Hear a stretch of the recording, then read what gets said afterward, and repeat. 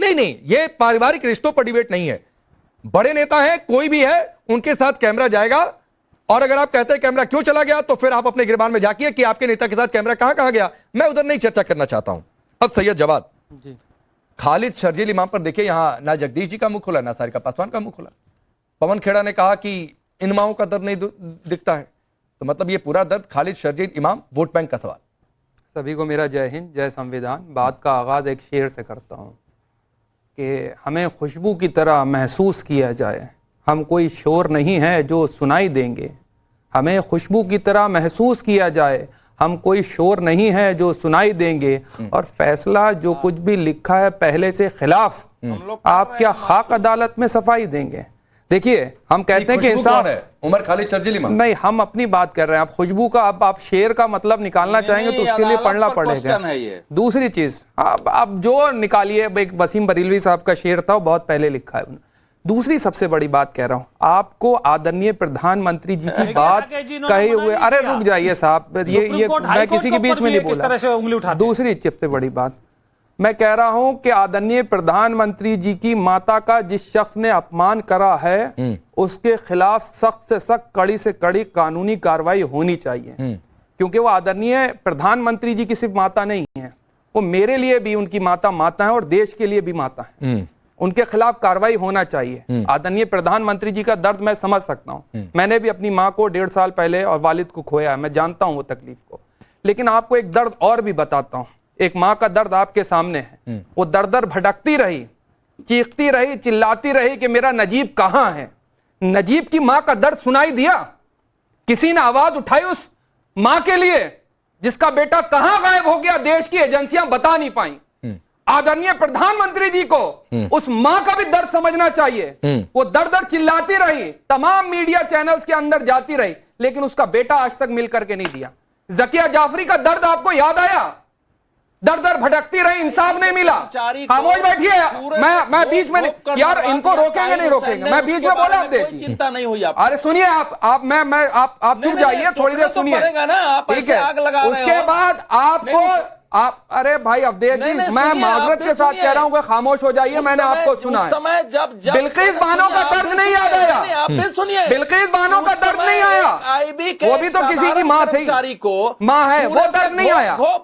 और यहाँ मणिपुर में जिन महिलाओं को नंग्र परेड कराई गई, वो भी तो किसी की माँ थी, वो भी तो किसी की बेटी थी, वो भी तो किसी की बीवी थी, वो भी तो किसी की बहन थी। वो दर्द याद नहीं आया? 2 अल्फाज नहीं बोलने गए, आदरणीय प्रधानमंत्री जी चले जाते। और एक बात जिम्मेदारी से कह रहा हूं, तीसरी सबसे बड़ी चीज कह रहा हूं, जब जब दलितों की बात आती है, मुसलमानों की बात आती है, ओबीसी की बात आती है, न्याय होता दिखता नहीं नजर आता। और सवाल खड़े हो रहे हैं, बड़ी बड़ी हम नहीं खड़े करे, इंटरनेशनल लेवल पर एक सवाल आप इतनी देर तक बोले, मैं बीच में नहीं आया। एक मिनट अवधेश जी, सैयद जवाद सुनिए। सैयद जवाद, आप जाकिया जाफरी से लेकर नजीब से लेकर आप मणिपुर तक चले गए, उमर खालिद शर्जील इमाम पर नहीं बोले। आपकी नजर में उमर खालिद शर्जील इमाम का बेल होना न्याय है कि अन्याय है? मैं ये पूछ रहा हूं आपसे सीधा, न्याय या अन्याय?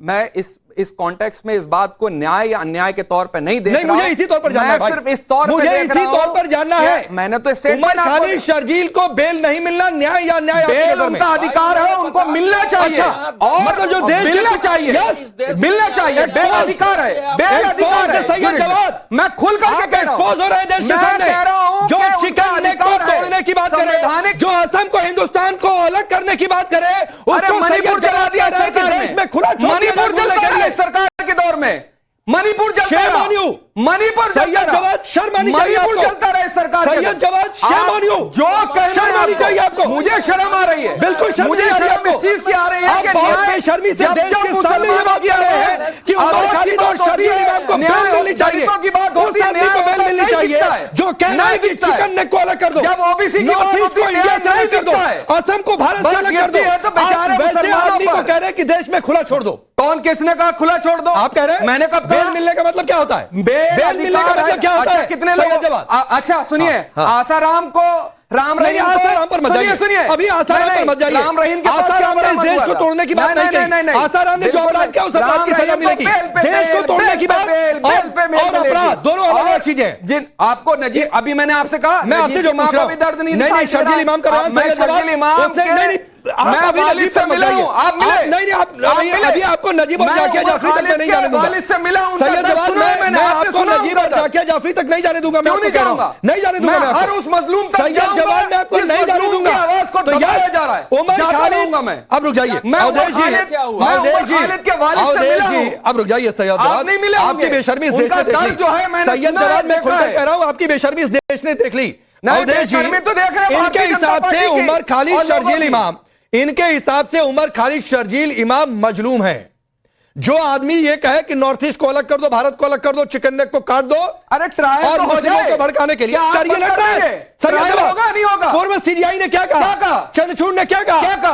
आप बताइए क्या कहा? उसके बाद मैंने अभी कहा आपसे, क्या कहा? नजीब की मां का दर्द क्या कहा? क्या कहा? सुना किसी ने? क्या कहा? नहीं सुना। क्या रिपोर्ट आई नजीब की चंद्रचूड़ मां ने? के लिए? अब मैं एक मिनट, अवधेश जी में आ रहा हूं, सुनिए मैं देश का बताता हूं। उसको हम क्या सुनते हैं? पूर्व इस देश के एक मिनट, इस देश के पूर्व मुख्य न्यायाधीश ने क्या कहा कि 7 बार उमर खालिद के वकील ने सुनवाई की तारीख बदलने की मांग की।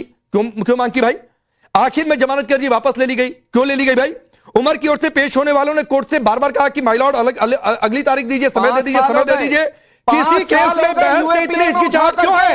इसलिए पूर्व सीबीआई का सवाल है, क्यों नहीं उसका फाइनल सुनवाई होती है? जिस राजनीतिक षड्यंत्र रिकॉर्ड से ये पता चलता है, हम जानते हैं। अब अवधेश जी रिकॉर्ड से ये पता चलता है कि कोर्ट के सामने बार बार एडजमेंट याचिका डाली गई। तो आखिरकार ये एडजमेंट याचिका क्यों? अब रुक जाइए अवधेश जी, मुसलमान ये मुसलमानों वाला काम मेरे सामने मत खेलिए। सैयद जवाब, ये मुसलमानों वाला काम मेरे सामने मत खेलिए। अवधेश जी, हाँ खेलते रहिए सर, खेलते रहिए, कोई फर्क नहीं पड़ता।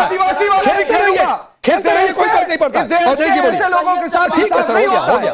अवधेश जी बोलिए। नहीं सैयद जब बात जरा शांत हो जाए। राकेश पांडे जी, इन्होंने केवल शर्जील इमाम उमर खालिद की बात नहीं की है।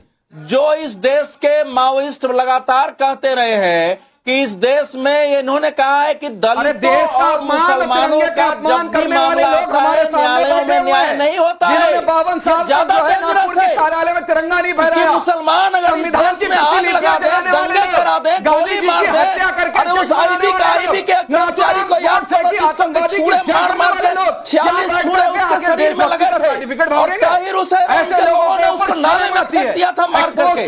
और आपको याद नहीं आ रहा है? लोगों को नाथूराम गोडसे के समर्थकों को एक्सपोज करूंगा। नहीं ऐसी आइडियोलॉजी को एक्सपोज करूंगा जिन्होंने संविधान की प्रतिलिपियां जलाई। पूरे देश के न्यायालय के बारे में ये कह रहे हो जिन्होंने विजय शर्मा के न्यायालय बनाकर ठीक है, एक मिनट सही जवाब, सही ऐसे लोगों को एक्सपोज करूंगा। अरे आप खुद एक्सपोज हो गए, आइडियोलॉजी से आप खुद एक्सपोज हो गए, हमेशा आप खुद एक्सपोज हो गए। आप किसी को क्या एक्सपोज करेंगे?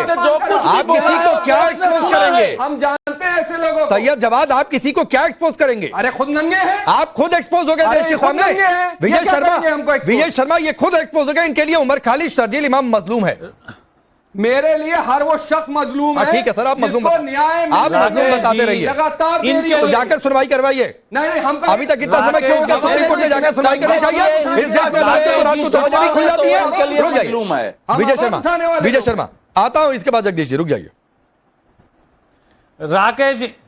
राकेश जी, जावेद जी का चेहरा आज बेनकाब हो गया देश के सामने। अरे बेनकाब किस तरह से इन्होंने प्रश्न चिन्ह लगा दिया न्यायपालिका के ऊपर।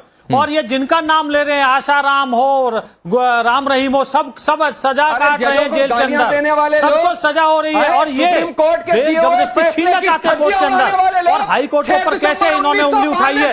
क्योंकि इनका हाथ, कांग्रेस का हाथ आतंकवादियों के साथ। आपने देखा होगा कांग्रेस का हाथ आतंकवादियों के साथ। वो आदमी सार्वजनिक तौर पर देश को तोड़ने की बात करता है और ये व्यक्ति टीवी के ऊपर बैठकर, नेशनल टीवी के ऊपर बैठकर, जिम्मेवार टीवी चैनल पर बैठकर कहता है उनको जमानत मिलनी चाहिए। चलिए ठीक है, समय इतना ही है, समय इतना ही है। जगदीश जी नहीं आ पाऊंगा माफी के साथ, समय इतना ही है, समय इतना ही। एक बात करते हुए सैयद जवाब, क्या आप एक्सपोज हो गए देश के सामने? उमर खालिद शर्जील इमाम मजलूम है जो देश को तोड़ने की बात करे, शर्मा नहीं चाहिए। आप सबका बहुत बहुत शुक्रिया।